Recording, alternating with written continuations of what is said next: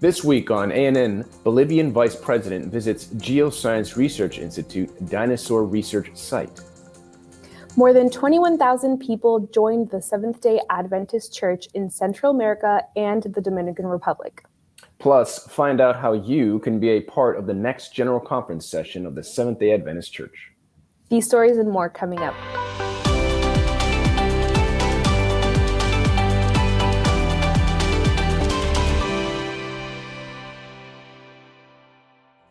Thank you so much for joining us this week. First in the news, the Vice President of Bolivia, David Choquehuanca Céspedes, visited the Geoscience Research Institute's, or GRI, Dinosaur Research Site in Carreras Pampa in Bolivia. The site contains what appears to be a record number of trace fossils of dinosaur footprints and drag marks from tails and bellies, along with other mysterious dinosaur markings. Upon arrival, the Bolivian vice president and the group accompanying him received posters and a field presentation detailing the information available at the site. Those in the group, including Teodoro Mamani, the Bolivian National Park Service Director, were particularly interested in discussing how to best preserve the site and its amazing findings for generations to come.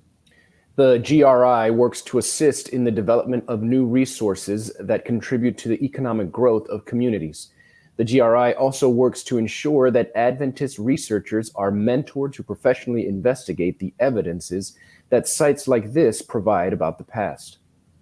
The GRI, located in the U.S. state of California, is an institute of the General Conference of Seventh-day Adventists dedicated to the study of issues related to science and faith. The Lucas Oil Stadium in Indianapolis, Indiana, in the United States, hosted the Pathway to Health Mega Clinic event this past week. About 2,400 volunteers registered to support the initiative. The Mega Clinic was able to provide free medical care to those in attendance.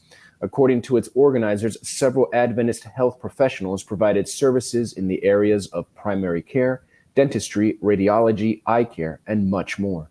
The Mega Clinic, originally planned for 2020, had been previously canceled due to the COVID-19 pandemic.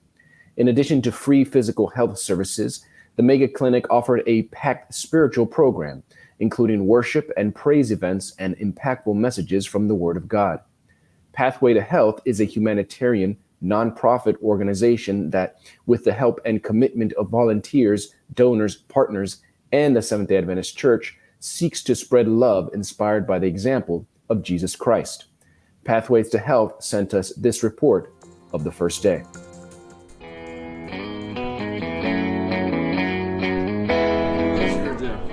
We're here to serve the community of Indianapolis. Yes, provide free medical and spiritual care. Ready to serve. I think it's going to make a big impact on the community. I think it's going to be a really big blessing, so I'm excited. Yes, I am excited as well. Kind of nervous too, because this is my first pathway, but we're looking forward to meeting all these patients and providing as much care as we can. Yes, yes. And bringing them spiritual blessings as well. Amen.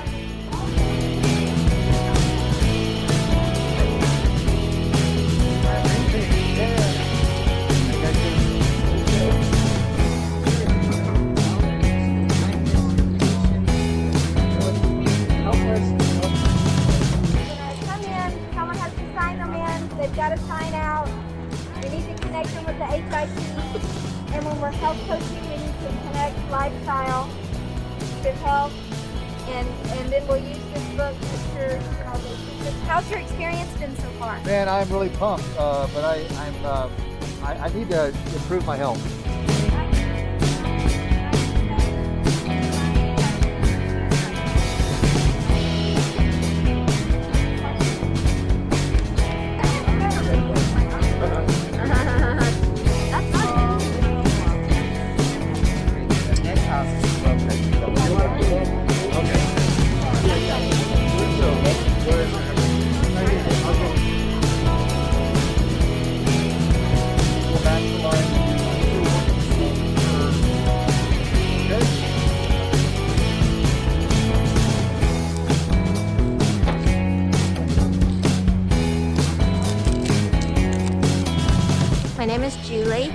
I'm working in the dental department assisting, and I'm assisting with patient flow. So once they go through the very beginning portion of x-rays and triage, they come back here and I help them to flow them to the dental hygienist or the dentist to what they want. You know, some they want extractions, some they want filling. So I'm just here assisting with patient flow.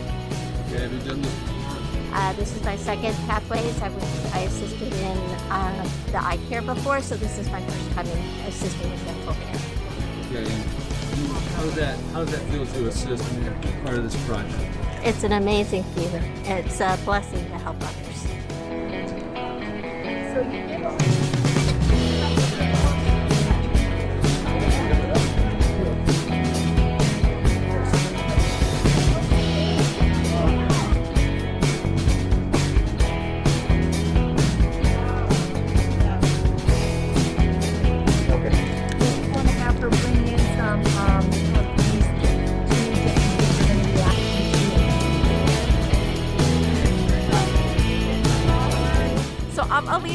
I'm a professor of social work at Andrews University, and we're excited to be able to have our social work students, most from Andrews but also from Union, to actually learn how to give some psychoeducational presentations on anxiety, depression, trauma, substance use, and this is going to be a good experience for them to be able to practice these skills.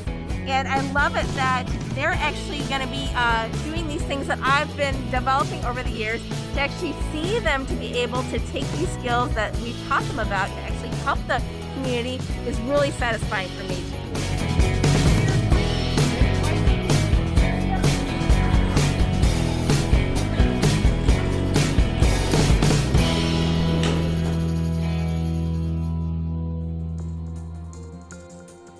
The Mysterious Note had its premiere on Hope Channel this month. The film was broadcast on DirecTV 368 and the Hope Channel website. Additional showings are scheduled for April 28th. The Mysterious Note is a feature film produced by the North American Division Stewardship Ministries Department and the One Mustard Seed Ministry. Written and directed by Rich Aguilera, the film looks to teach parents and kids what it means to be a good steward of the things God has entrusted to us. Hope Channel Director of Planned Giving, Jason Miller, shares his perspective and says, "The Mysterious Note is a great film because it takes practical principles of stewardship and shares them using a very unique way of teaching, a movie with kids in it." He adds, "The movie is great for the whole family to watch and can either teach or help remind people of all ages how to take care of the things God has given us." Just over 6 months after delivering his inaugural Treasurer Report, Paul Douglas, Treasurer of the General Conference of Seventh-day Adventists, delivered his second report during the 2022 spring meetings.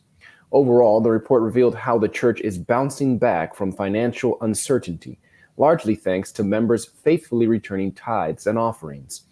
The report also highlighted current and future challenges, including geopolitical conflict and the volatility of currency worldwide. Financial activity for 2021 was compared to activity in both 2019 and 2020. Paul Douglas explained that given the economic impact of COVID-19, we regard 2019 as the last normal year, and comparing to that gives us insight on how well our financial picture is recovering. Tithes and offerings totaled 72% of the church's income for 2021, and Douglas's report showed that while tithe has remained stable since 2019, offerings for 2021 were almost 5% less. Nevertheless, Douglas explains that this is positive news, considering the significant decrease in offerings during the peak of COVID-19. In comparison to 2020, offerings were up about 14% in 2021. The report also showed that revenue for 2021 totaled $223 million, while expenses were $193 million, a positive gap of almost $30 million. Douglas explained that key drivers behind this result included savings in office operations and positive increases in tithe and offerings in many world fields. He thanked God as he said, "Gratefully, our Lord providentially increased the global tithe to more than $2.6 billion at a time when we had projected the possibility of just $500 million or lower." More than 21,000 new believers joined the Seventh-day Adventist Church during a 2-week-long evangelistic series held throughout Central America and the Dominican Republic. The series was held throughout Panama, Costa Rica, Nicaragua, Honduras, El Salvador, Guatemala, and Dominican Republic.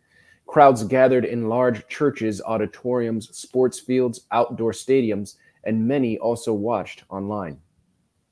Don't give up, there is still hope was the resounding message heard throughout the 7 countries by keynote speaker Melchor Ferreira. Ferreira is the personal ministries director for the church in this part of the world. He reminded viewers and listeners that even during difficult times, God is near. According to President of the Adventist Church in Inter-America, Ellie Henry, as is evident by those that are joining the church each day, God continues to be in the business of saving souls. Henry thanked the pastors, church elders, laypersons, small group leaders, Bible workers, and everyone who committed to spreading the gospel and doing the legwork necessary to prepare for the regional evangelistic campaign. Henry emphasized that the more than 21,000 baptisms are a great achievement and a wonderful part of this year's centenary celebration for the division. Coming up, find out how you can be a part of the next General Conference session of the Seventh-day Adventist Church. We'll be right back after the break.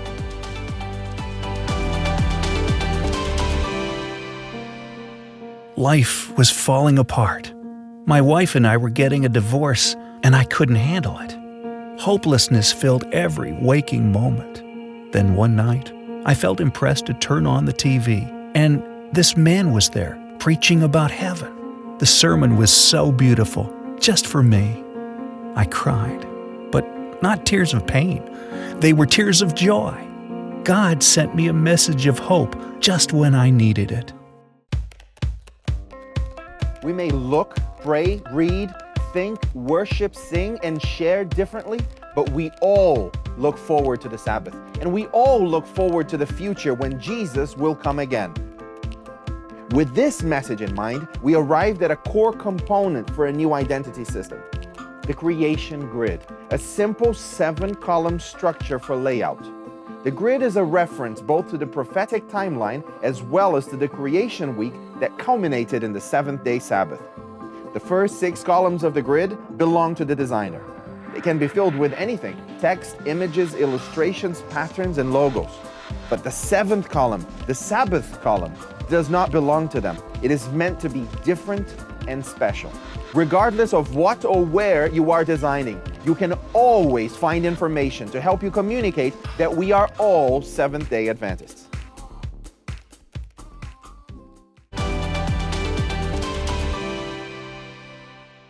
Welcome back. The Seventh-day Adventist Church is pleased to announce that the General Conference session will once again open its doors to the public. All are welcome to attend the business session and evening programs.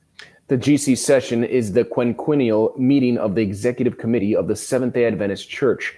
This year it will be held in St. Louis, Missouri from June 6th to 11th. Georgia Guaki, the GC session manager, has more details.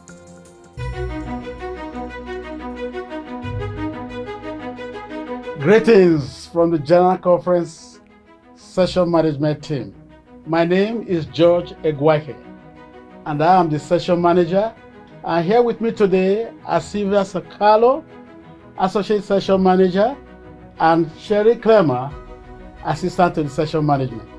As you know, after 2 postponements, the General Conference session has been moved from the city of Indianapolis, Indiana, to the city of St. Louis, Missouri over the days of June 6 to 11, 2022.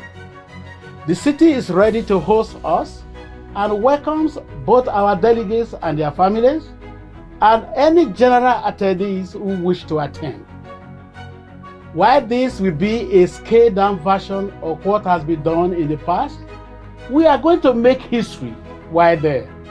This will be the first hybrid GC session with delegates participating in person and via Zoom, as was voted by the Executive Committee in January of this year. The entire program will also be live streamed on the website, gcsession.org. GRIs.org. We hope during these few moments we'll be able to provide information that you may have questions about. Following this presentation, there'll be time for a few questions if needed. Some of you may be wondering about where you will stay during GC session. We have contracted with a number of downtown hotels that are within walking distance for both delegates and technical staff. We also have public rooms available for general attendees wishing to attend in person in the downtown area. Anyone wishing to reserve a public room may go to the session website, gcsession.org, and select the Housing tab. Reservations may be made from there.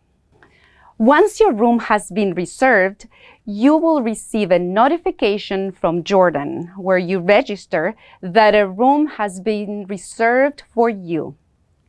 You will not, however, receive your confirmation from the hotel until the end of May. Please do not worry about this. The rooms have been contracted and will be ready for your arrival in June. Should a change in your reservation be required, you must work through your division housing coordinator. Please do not attempt to make any adjustments to your reservation with the hotel directly. Session management is well aware that food makes an event memorable. It is either good or bad, and that is what will be remembered by attendees. Those of you who were with us in San Antonio in 2015 probably enjoyed the meals very much. Prior to that session, we did a lot of polling in every division to learn what their delegates would like to eat. Menus were created based on our findings, and the caterer there did an amazing job to provide what we requested. We are using the very same menus for the meals this year since they are tried and tested and won your approval. Meal service will begin with the evening meal on Sunday, June 5, which is on-site registration day. There will be noon meals provided Monday through Sabbath and 2 additional evening meals on both Friday and Sabbath. These 9 meals are provided for every delegate and a spouse if they are attending. If you are bringing additional family members, you will need to visit the session website, gcsession.org, and go to the Meals tab. There, you will be able to view the menus and purchase any additional meals that your family will require. Any general attendees may also purchase meal tickets. We strongly recommend pre-purchase of meal tickets as there will be a limited number of meals available for sale during the event. Evening meals for Monday through Thursday will be available on a cash basis in the same food service halls as the noon meals in America's Center, which are halls 3, 4, and 5. Meal hours are from 12:30 to 2 p.m. and 5:30 to 7 p.m. Please be assured that session management will continue to assess the ongoing novel coronavirus COVID-19 pandemic and will follow the guidelines provided by the Center for Disease Control and the local county in St. Louis. All attendees will be encouraged to take appropriate precautions to safeguard your health and those you will encounter during your visit.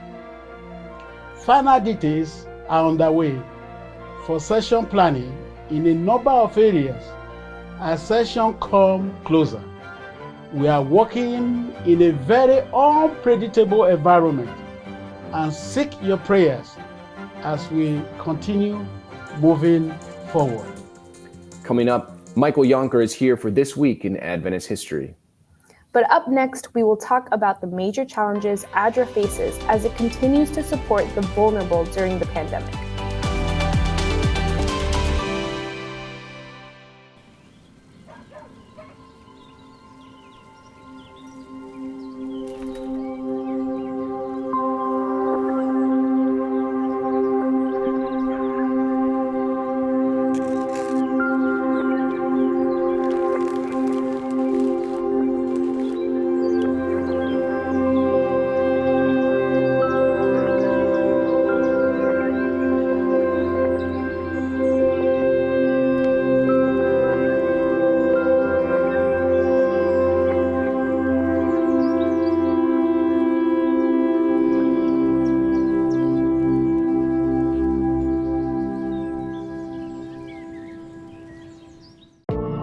Why is there evil in the world? Are Christians hypocrites? Is the Bible a fairy tale? Does Jesus love everyone? Church doesn't feel relevant to my life. Is God even real? You have questions? Let's talk about it. I Believe Bible.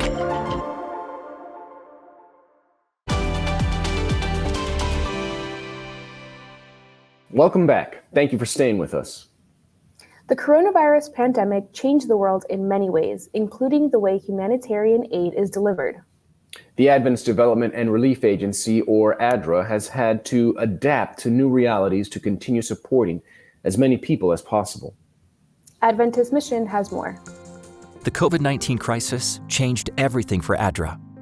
The needs had never been greater, but lockdowns, travel restrictions, remote work, and every new uncertainty brought on by the pandemic required new ways of thinking and new ways to meet these unprecedented humanitarian challenges. ADRA quickly launched a COVID-19 task force with members from around the world so that the agency could address the reality of a global crisis with the power of a global response. In addition, they leaned on their partnership with the church and the worldwide church network to reach even more of our neighbors in need around the world. As the potential devastation of the pandemic first became evident, ADRA's Africa Regional Office partnered with Adventist Women's Ministries and youth departments in 16 countries with one goal: to ensure communities wouldn't go hungry during the crisis. ADRA's expertise and the church's resources came together to train women and young people to plant sustainable household and community gardens. In turn, these volunteers would train others in their communities, as well as provide seeds and gardening tools, and spread awareness about preventing COVID-19 and disaster risk reduction. In Uganda, people excitedly reported that they not only had enough food for their families, but also enough to share with their neighbors, as well as sell additional produce for income. The success of the project in Uganda prompted the church to donate 100,000 hectares of land to ADRA to launch an Adventist Learning and Livelihood Center, where together they can continue to serve many more people in coming years. In Zambia, youth taught local women how to minimize the effects of disasters on the local area. And the women, in turn, taught the youth how to prepare the nutritious food they'd grown together in community gardens. Word continued to spread, and more people wanted to be included. The goal of training hundreds of people was quickly surpassed, and now thousands have food security. ADRA served close to 20 million people in 96 countries in the first year of the pandemic alone. And now they are working with communities on the next steps to recovery. All over the world, people are gaining awareness and access regarding the COVID-19 vaccines, as well as critical tools, training, and resources to feed their families and build sustainable livelihoods. When India and several neighboring countries in South Asia were hit by a massive surge in COVID-19 cases, ADRA partnered with Seventh-day Adventist medical facilities across the region. In addition to supplying personal protective equipment and other critical resources to hospitals and clinics, one overwhelming need was oxygen. ADRA provided oxygen supplies, including an oxygen generator plant, or OGP, to Metis Adventist Hospital. This OGP allowed the hospital to have its own sustainable source of oxygen for this crisis and beyond. ADRA is currently working on the delivery of 6 more OGPs for medical facilities in India. Hello everyone, this is the oxygen generation plant which is sent by ADRA. We really want to thank ADRA for understanding our need of the hour. When the entire country was battling with a shortage of oxygen supply, we also at Metis Adventist Hospital had these difficulties, and we really want to thank ADRA. Thank you, ADRA. Jesus said that when he comes in glory, he will say to the righteous, "For I was hungry, and you gave me something to eat. I was thirsty, and you gave me something to drink. I was a stranger, and you invited me in. I needed clothes, and you clothed me. I was sick, and you looked after me. I was in prison, and you came to visit me. Truly, I tell you, whatever you did for one of the least of these brothers and sisters of mine, you did for me. A portion of your mission offerings helps the work of ADRA.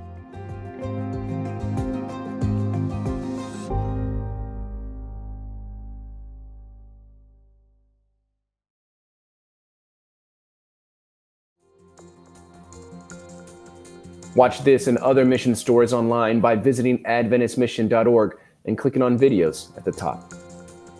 And finally, on today's episode, let's turn to Michael Yonker for a look at Adventist history. This week, we hear about the life of church pioneer Joseph Waggoner. This week in Adventist history, we remember the passing of noted Adventist pioneer Joseph Harvey Waggoner, who passed away on April 17, 1889. Like many of our pioneers, Joseph Waggoner, born in 1820, came from a humble background with little formal education, only about 6 months of schooling.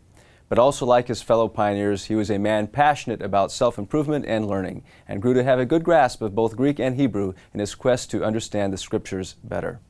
A Baptist and editor of a political paper in Baraboo, Wisconsin, prior to joining the Adventist Church in 1852, his skills as an editor were later put to use in his newfound faith. He succeeded James White to guide the Signs of the Times in 1881, and also wrote most of the first issue of the American Sentinel, which began in 1885, focusing on religious liberty. Throwing away his tobacco into his stove on the day he accepted the Sabbath, he was a strong advocate of temperate living and was one of the speakers at the first Seventh-day Adventist camp meeting in the town of Wright, Michigan in 1868. He was also the father of another noted pioneer, Elliot J. Waggoner. That is this week in Adventist history. Thanks for watching ANN. Join us next week for more news from the headquarters of the Seventh-day Adventist Church. Did you know the Adventist Church has a YouTube channel where you can watch ANN Video, ANN In Depth, and plenty of other amazing videos on prophecy, health, and Bible study? Just go to YouTube and search for the Adventist Church. Make sure you click the subscribe button so you don't miss any new videos. And remember, leave a comment or a prayer request. We have people who are praying for you 24 hours a day, 7 days a week. Before we say goodbye for today, here's some good news from the book of Isaiah, chapter 26, verses 3 and 4. It says, "You will keep in perfect peace all who trust in you, all whose thoughts are fixed on you. Trust in the Lord always, for the Lord God is the eternal rock." That's our program for this week. And remember, you can always visit Adventist.news for daily news and videos. Until next time, God bless.